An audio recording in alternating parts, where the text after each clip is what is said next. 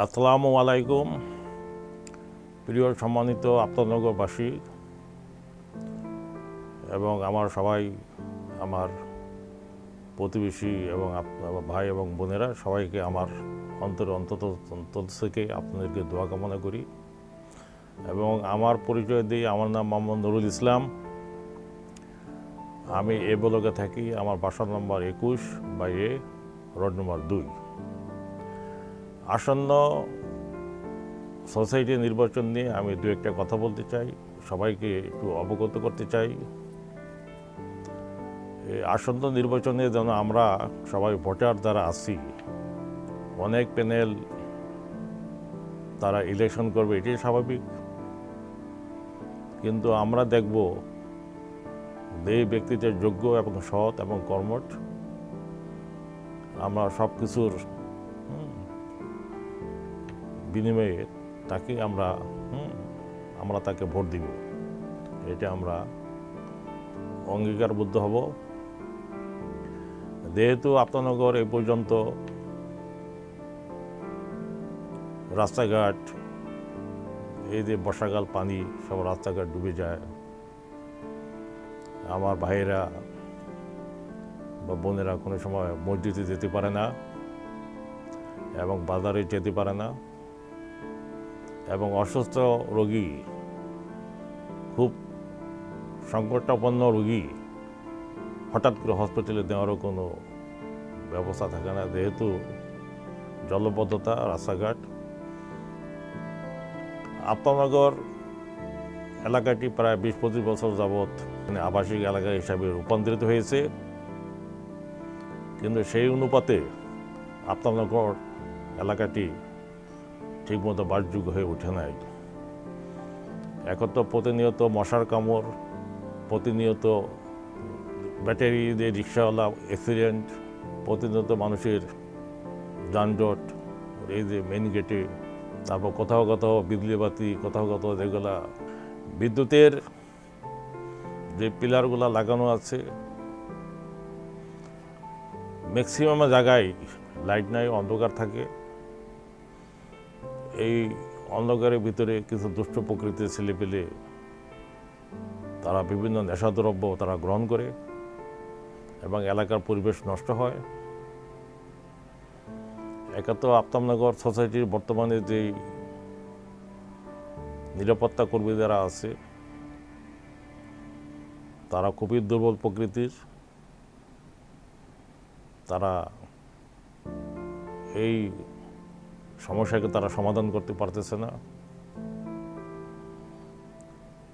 এবং আমাদের যে দীর্ঘদিন যাবৎ তারপর ময়লা ঠিকমতো নেওয়া, প্রতি বাসা থেকে ময়লা ঠিকমতো নেওয়া, এটা ঠিকমতো করা হচ্ছে না। আমরা আফতাবনগরবাসী সবাই সম্মানিত ব্যক্তি, এখানে অনেক কোটি কোটি টাকা তারা ব্যয় করে একটা প্লট কিনেছেন, কিন্তু এর বিনিময়ে যদি ওনারা নিরাপত্তা না পান, কিন্তু বিগত কয়েক বছরে তাদের কোনো খবর নাই,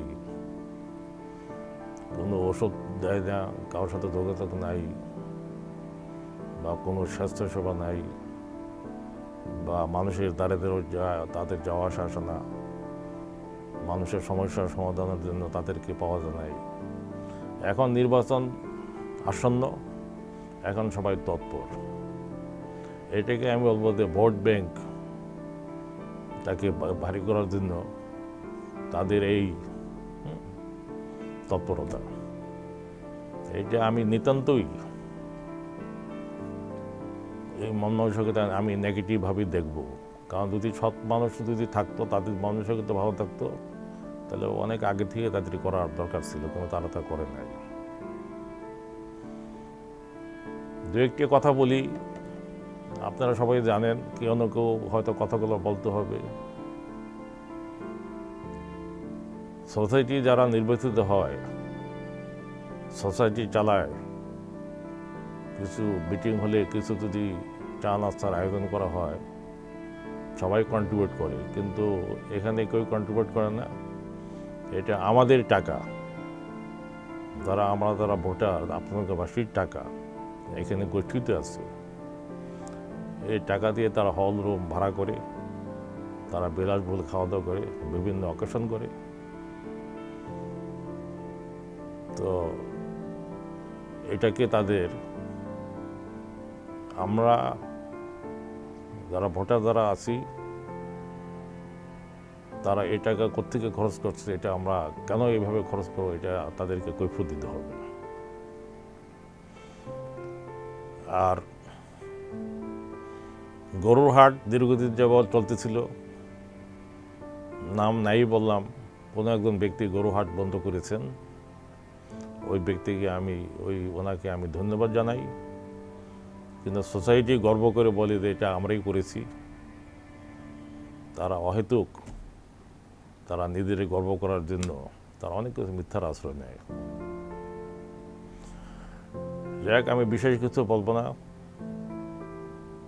আপনারা সবাই সজাগ দৃষ্টি রাখবেন। আপনাদের ভাষী সবাই আমরা ভাই, একে অপরের সাথী, এবং ভাই বোনেরা সবাই আমরা সবার সাথেই আমাদের একটা প্রতিবেশী। সবার সুখে দুঃখে আমরা থাকি, এবং সবার যদি সুখ দুঃখের সাথে আমরা যদি প্রতি মাসে মাসে যেই নির্বাচিত হোক যে প্যানেল, তারা যদি প্রতি মাসে মাসে যদি যারা আপনাদের বাসীদার আছে সবাইকে নিয়ে যদি একটু আলোচনা সভা করে, তাহলে অনেক কিছু সমস্যা শুনতেও পারে এবং এটা সমাধানও সহজ হয়। কিন্তু কোনো সময় তারা এটা করে না।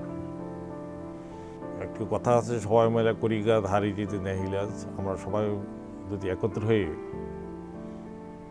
এই সমস্যার সমাধান করি, এবং যারাই আসুক ওরকম যোগ্য ব্যক্তি যদি আসে, সৎ এবং নিরপেক্ষ এবং ভালো মনের ব্যক্তিবর্গ যদি সোসাইটি নির্বাচিত হয়, এটা আমার ভোটার হিসাবে প্রত্যাশা। তাহলে আপনানগর অতীতে যে ভুলগুলো হয়েছিল, যাক ওনাদের মাধ্যমে সমাধান হবে, এটা আমি আশা রাখি। যাক, এই বলে আমি বিদায় নিচ্ছি। আসসালামু আলাইকুম। আপনারা ভালো থাকেন। আমি নুরুল ইসলাম, আমি এই ব্লগ থেকে বলছি। আপনাকে সবাইকে দোয়া করি এবং দোয়া কামনা করে আমি বিদায় নিচ্ছি।